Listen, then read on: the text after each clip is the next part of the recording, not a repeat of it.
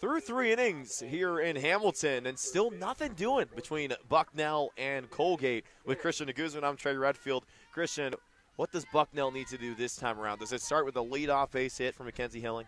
I think it's waiting until there's 2 strikes in the count, actually. Michigan's shown that she's going to dance around the strike zone. And so if you can work a couple more full counts, work a couple 3-ball counts, that's to your advantage. That's not what you want. 0-1 early on Mackenzie Hilling, who popped out the short on a foul fly. It was a great play by Megan Hook, who trailed over to her right side, made the snag. Just all about having the angle, right? Exactly, and like you said, it's an easier play for a shortstop to make. You saw Elizabeth Nicka give up on that ball pretty easily because she knew Hook had the better angle, like you said.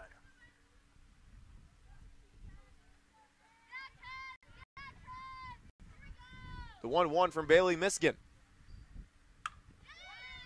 Shot over to shortstop, picked up by Hook, and in time for the first out. Strong throw from Hook as well. Knows she has time because that ball's hard hit right to her.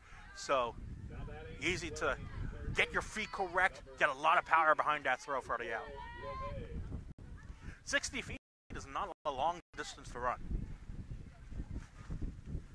So I'm always impressed by these infielders on these ground outs because it takes a strong throw. Nicole Reve steps up for the second time today, went down swinging in the first.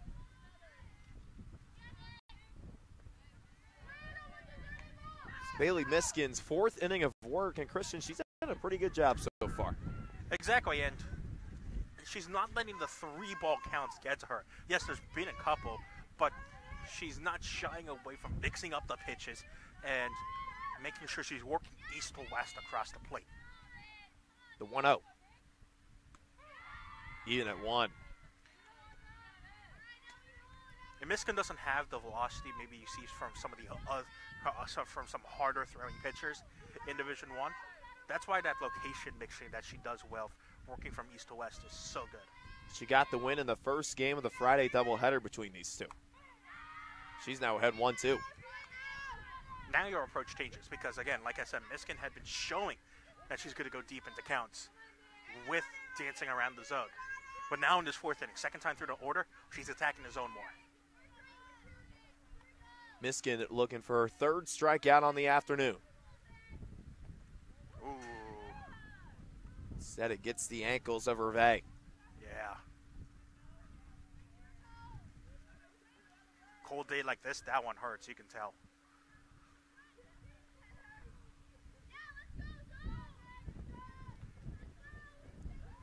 Yeah, not surprised she's taking a bit of time to lock that one out again. We're in the high 30s, which to some of you around the country, that might not be where you want to be right now, and especially shows you how much effect that has on the game with cold hands, cold feet.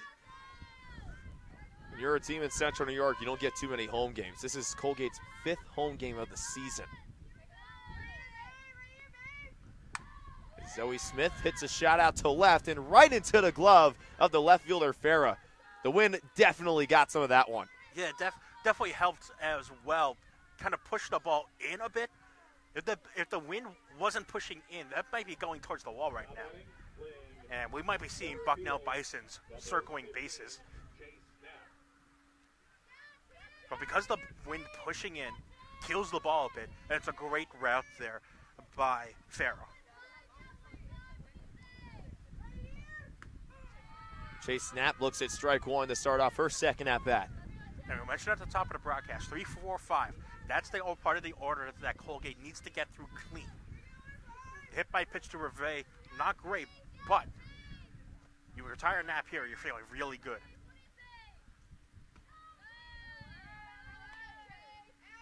One and one on the center fielder. Saw live say thought about a throw down to first.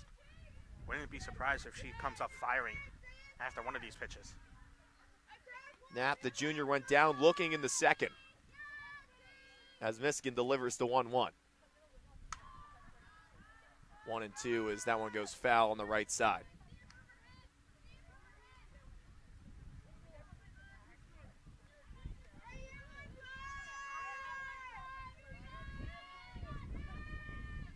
Knapp came into this game hitting .259 with a couple of homers and 9 RBIs. It's another one foul. We'll do the 1-2 again. You have to be impressed with the two-strike approaches from both teams. It gives you a chance. It frustrates the pitcher. More of an opportunity to leave the ball over the plate. But credit to both pitchers, Miskin and Toomey. They're attacking them on the corners.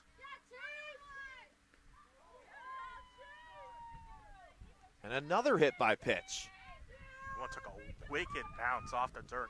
Kind of had a little English on it. It spun right towards Knapp. Fortunately, no avoiding that one. It's the second hit by pitch from Miskin in this inning. Could say this game, but this inning too. And it's when her release point is low. She's looking for that low pitch.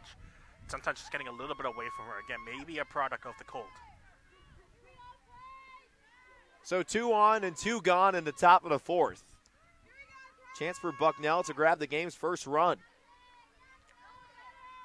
Kaylin Lorbiter stepping in for the second time. Grounded out to second in the second.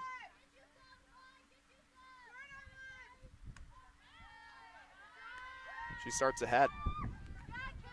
And Reve has 2 stolen bases on 2 attempts. How much do you want to test the Colgate defense?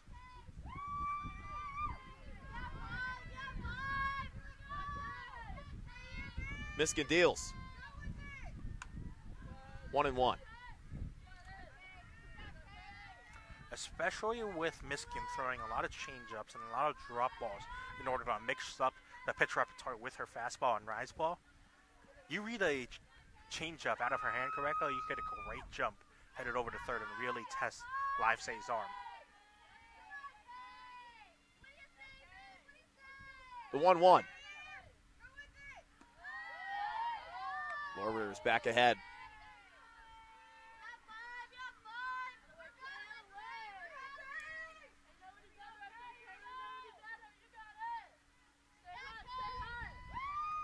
Hervé on second, Knapp on first. Both aboard with a hit by pitch. Lorbiter hits a shot out to center field. It doesn't have enough legs, though. Johnson making the grab out in center, and Bailey Miskin gets out of the jam. Colgate taking some defensive momentum, looking to turn it into offense as Jillian Herbst leads off the bottom half of the 4th. When we come back, no score here in Hamilton.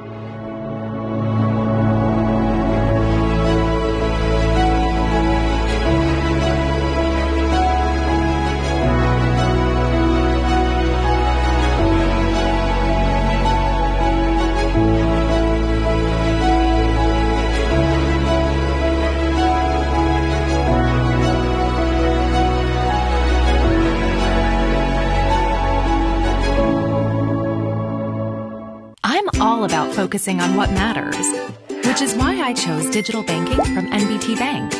No matter where I am, I can quickly and safely pay my bills or deposit a check, view my transactions, even open new accounts or apply for loans. And when I have questions, friendly help is never far away. It's why they've been top ranked in digital services, reliability, and reputation by their customers, and why I'm glad to bank with NBT.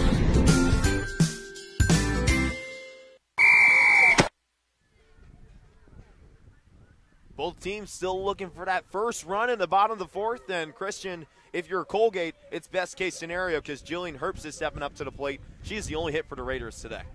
This is exactly who you want, the slap hitter being the table setter. And you saw what happened with her speed. This may be bunt time. Need something, right? You need something, yes. Just to get going. For both teams, you need something. Surprised we haven't seen more bunts from either team. Just to get something going. Freshman from Bradenton, Florida, beat out an infield single.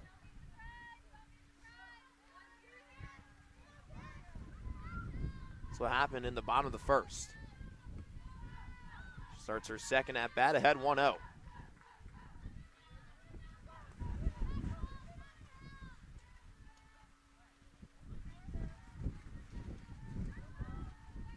It's the second time going around the order for Kelly Toomey. 2-0 now. You're the first time Toomey's fallen behind a batter.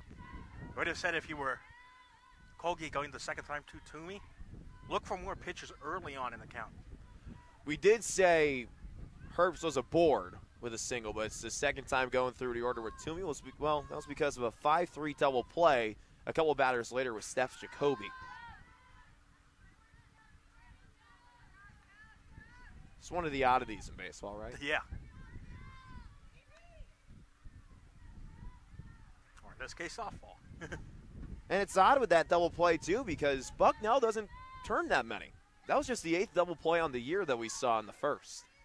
And it was Herbst trying to get a bit more of a lead at first. You know, she could go a bit more on contact. Now a hitter's count to Herbst, 3-1. Now Herbst was almost foot level with that ball when she was out of the batter's box. Such is the nature of the slap hitter. More likely than not gets the green light from Marissa Lamis and Myers. As Toomey delivers the 3-1.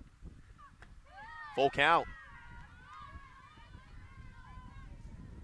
Tough pitch to do with that. Low, outside corner. You're not going to do much. It's just a great location. A gutsy 3-1 pitch to throw as well from Toomey. The payoff pitch. Herbst hits it out to left field as Aguilar makes the grab.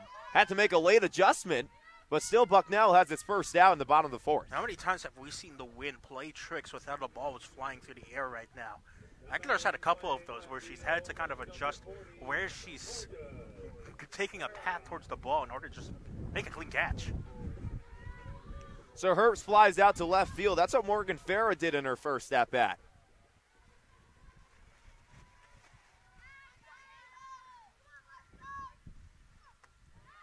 She starts ahead. That tow truck is still out there, and he keeps getting closer to our cars. I really hope that our cars aren't getting towed today. Well, it's a digger behind the truck, so it's not like a winch. Okay, so I shouldn't be worried. Probably not. We saw it after the first pitch of that bat.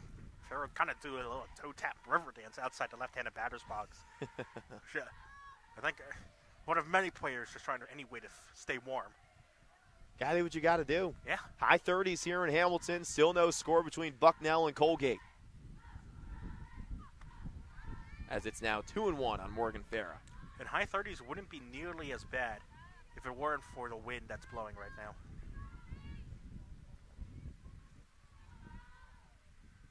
Farah's listed as an infielder on our roster. She's playing left field today. She hits a hard grounder over to second base. Hawkins making the play. There's Dugan here in the bottom of the fourth. Yeah, routine there for Hawkins. Good read on the ball, body right in front of it. Strong throw to first. How much more you need there? Just a little bit off the end of the bat for Farah.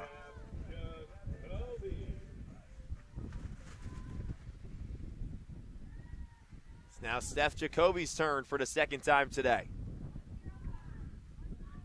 As that wind starts to hound back towards the plate. A soft grounder over to third. Hervé gets it and throws it over in time for the final out. Well, we have ourselves a pitcher's duel here in Hamilton. Through 4, it's Bucknell nothing and Colgate nothing. Top of the 5th coming up here from Eaton Street Field.